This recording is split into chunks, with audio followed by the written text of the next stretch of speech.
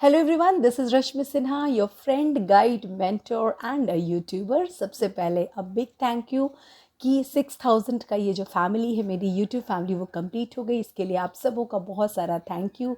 जो लोग भी मेरे चैनल पर बने हुए हैं और मेरे वीडियोस को लगातार अप्रिशिएट करते हैं, देखते हैं, शेयर करते हैं, उन सब का मैं बहुत सारा थैंक यू करती हूँ। और उम्मीद है आप अपने सजेशंस देते रहेंगे और इसी तरह इस चैनल की फैमिली को बड़ा करते रहेंगे।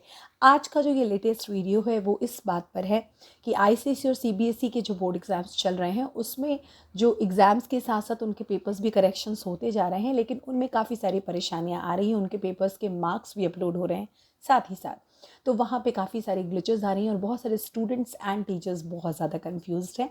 उसी की ये लेटेस्ट अपडेट है, तो इस वीडियो को पूरा देखिएगा जिसमें मैं आपको उसकी पूरी ही डिटेल जो है मेंशन करने वाली हूँ। तो चलिए मैं आपको इसके बारे में बताना शुरू करती हूँ।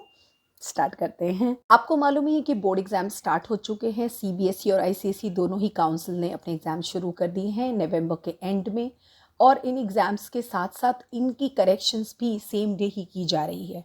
साथ ही साथ उनके मार्क्स को पोर्टल पर अपलोड भी किया जा रहा है, जिसमें जैसे ही फर्स्ट एग्ज़ाम्स की करेक्शन हुई और उन्हें अपलोड करने के लिए जब टीचर्स वहाँ पहुँचे तो वहाँ इंटरनेट की ग्लिचेस हुई और पोर्टल पर वो मार्क्स अपलोड नहीं होने लगे। या कई बार ऐसा हुआ कि जब वो मार्क्स अपलोड कर रहे थे तो उनमें एरर्स आ रही थी, या जो करेक्ट आंसर्स हैं वो इनकरेक्ट बताए जा रहे थे, जिसको लेकर टीचर्स भी कंफ्यूज्ड हो गए। तो जो भी सीनियर टीचर्स थे स्कूल के, वो भी बहुत कंफ्यूज्ड, स्कूल भी कंफ्यूज्ड, और काउंसिल पर ये सारी बात एक बाहर की तरह पहुंच ही रही थी, इन्फॉर्मेशन पहुंच रही थी। तो डेफिनेटली काउंसिल ने कुछ डिसीजन तो लेना ही था कि वो इसका डिसीजन क्या देगी कि अगर कोई आंसर रॉन्ग है तो वैसे में वो स्टूडेंट क्या करेगा, क्योंकि स्टूडेंट ने तो करेक्ट आंसर दिया है और टीचर्स भी जानते हैं कि वो आंसर करेक्ट है, बट वहाँ वो आंसर रॉन्ग शो हो रहा था। इसी वजह से वो आंसर्स जो हैं वो फीड नहीं हो पा रहे थे। तो काउंसिल ने अभी इसकी कंफर्मेशन तो पूरी तरह से नहीं दी है, बट उन्होंने कहा है कि अगर इस तरह के कोई केसेस हो रहे हैं तो वहाँ पर वो +5 तक मार्क्स जो हैं वो स्टूडेंट की पुराने मार्क्स को देखते हुए वो प्रोवाइड करने की कोशिश करेंगे। अब बात आई, ये हुई इंग्लिश एग्ज़ाम में। दूसरे एग्ज़ाम जैसे कि हिंदी के एग्ज़ाम्स जो हुए या हो रहे हैं, होने वाले हैं या हो रहे हैं, उन एग्ज़ाम्स में कई बार ऐसा हुआ कि उनके दो दो ऑब्जेक्टिव्स जो थे वो करेक्ट थे, तो वहाँ फिर से मुश्किल आ गई।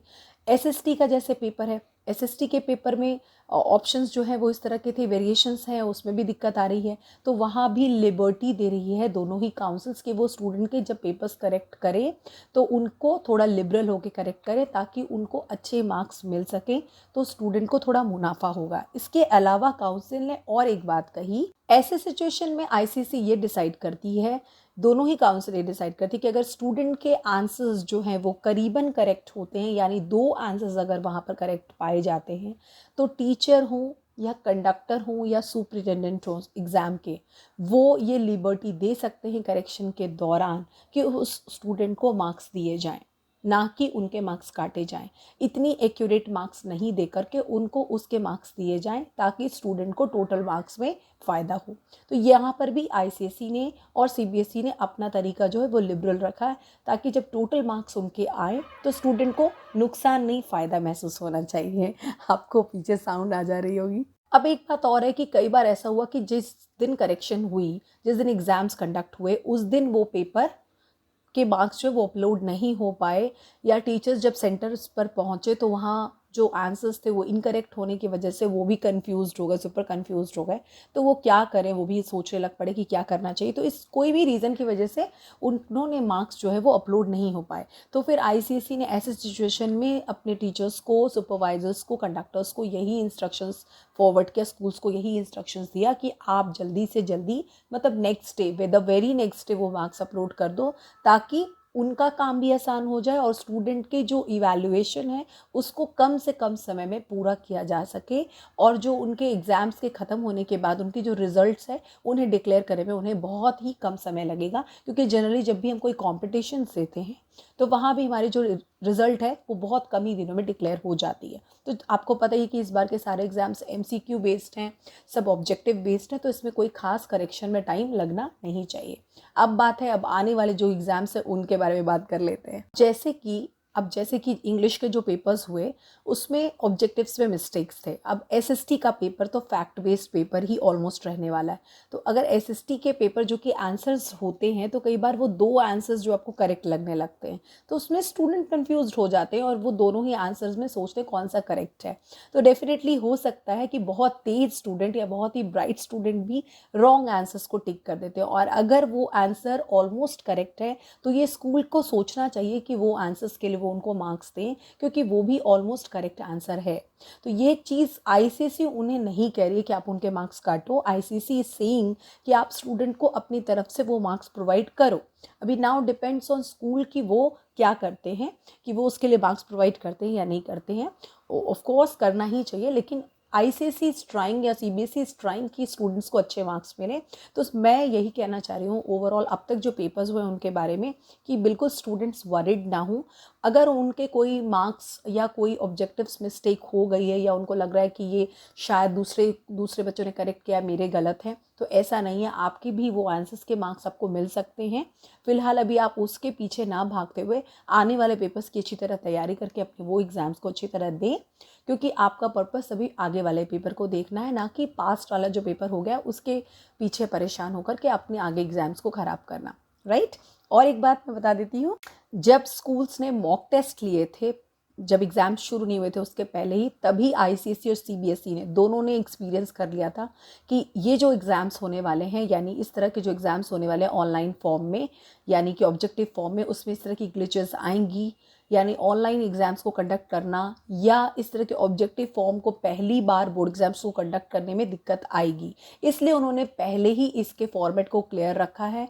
पूरी तरह से स्कूल, सब्जेक्ट टीचर्स और कंसर्न्ड सुपरवाइजर्स, सुपरिटेंडेंट्स और जो भी एग्ज़ाम्स को कंडक्ट करें उन लोगों को ये लिबर्टी प्रोवाइड करवा दी गई है कि आप अपने अकॉर्डिंग अपने स्टूडेंट की करेक्शंस को लिबर्टी दें और उस हिसाब से पेपर्स को करेक्ट करें। साथ ही साथ अगर आप एक स्ट्रॉन्ग स्टूडेंट हैं, आप एक तेज स्टूडेंट हैं और आपको पूरा विश्वास है कि आपने ये सारे आंसर्स करेक्ट किए हैं, तो आपको एक राइट भी मिला हुआ है कि आप उस पर चैलेंज भी कर सकते हैं अपने पेपर पे कि ये आंसर्स मेरे करेक्ट थे लेकिन उसे गलत दे दिया गया है, राइट। तो इसमें बिल्कुल चिंता करने वाली कोई बात नहीं। आपके पास एक्चुअली सारे पावर्स हैं एज अ स्टूडेंट, जिसका आप इस्तेमाल कर सकते हो। So on the whole I would suggest to all the ICSE and CBSE student कि आप अपनी तैयारी जैसे कर रहे थे, आपके जो भी मॉक टेस्ट हुए थे उसके जो क्वेश्चन पेपर्स आपने प्रिपेयर किए, वो आपने जो एमसीक्यू पेपर्स परचेज किए हैं मार्केट से, उसके जो एग्जामिनेशन गाइड्स वगैरह परचेज किए उसके थ्रू, अगर ऑनलाइन आपने निकाल रखे हैं, गूगल के थ्रू निकाल रखे हैं, तो वो उसके थ्रू अपने पेपर्स को प्रिपेयर करें। फॉर कंप्यूटर मैं लास्ट में ये सजेशन देना चाहूँगी as a ex computer faculty, लेकिन मैं अभी भी एक टीचर, हमेशा ही टीचर होता है तो मेरा तो काम है आपको सजेशन देना। तो as a ex computer faculty मैं यही सजेशन दूंगी कि वीडियोस तो साथ देखें ही, साथ ही साथ जो बुक में कीवर्ड्स होते हैं जिससे क्वेश्चन ज़रूर क्रिएट हो जाते हैं और वहाँ की जो पॉइंट्स होती हैं वो उससे जो है 4 ऑब्जेक्टिव्स बन जाते हैं, वो ज़रूर एक बार देख लीजिएगा। और जो मोटे प्रोग्राम्स हैं स्पेशली जो 9th स्टैंडर्ड में आपने किए थे वो ज़रूर एक बार प्रिपेयर कर लीजिएगा, क्योंकि वहीं से आपको उठ करके 6-6 मार्क्स वाले प्रोग्राम्स आने वाले हैं, वो एक बार प्रिपेयर कर लीजिएगा। बाकी डरने वाली कोई बात नहीं, आपका पेपर बहुत ही बढ़िया जाएगा और डेफिनेटली आप 90 अबव तो स्कोर करेंगे ही करेंगे। और अगर फिर भी आपके साथ कभी भी कोई गड़बड़ी हो तो यू हैव फुल राइट कि आप चैलेंज कर सकते हो। पहले अपने स्कूल टीचर से बात करें, अगर वहाँ काम नहीं बनता तो स्कूल प्रिंसिपल से बात करें, अगर वहाँ काम नहीं बनता तो आप आईसीएसई को डायरेक्ट भी मेल डाल सकते हैं या उन्हें किसी भी दूसरे और सोर्सेज के वाया इन्फॉर्म कर सकते हैं। इससे आपका आईसीएसई की जो ऑफिशियल वेबसाइट है वहाँ पर भी आप अपनी रिव्यू में मैसेज डाल सकते हैं, जिससे कि उनको आपका मैसेज मिल जाएगा और वो ज़रूर आपके स्कूल से क्वेरी करेंगे। सो ये है सारा इसके बारे में, क्योंकि उसमें आने वाली जो प्रॉब्लम्स हैं वो तो रहेंगी, लेकिन आपको घबराना नहीं है, क्योंकि एज अ स्टूडेंट आपने एग्ज़ाम देते रहना है और सारे एग्ज़ाम्स आपके अच्छे जाएंगे। So all the very best और उम्मीद है कि आप अच्छी तरह से एग्ज़ाम देंगे। टेक केयर, मिलते हैं नेक्स्ट वीडियो में।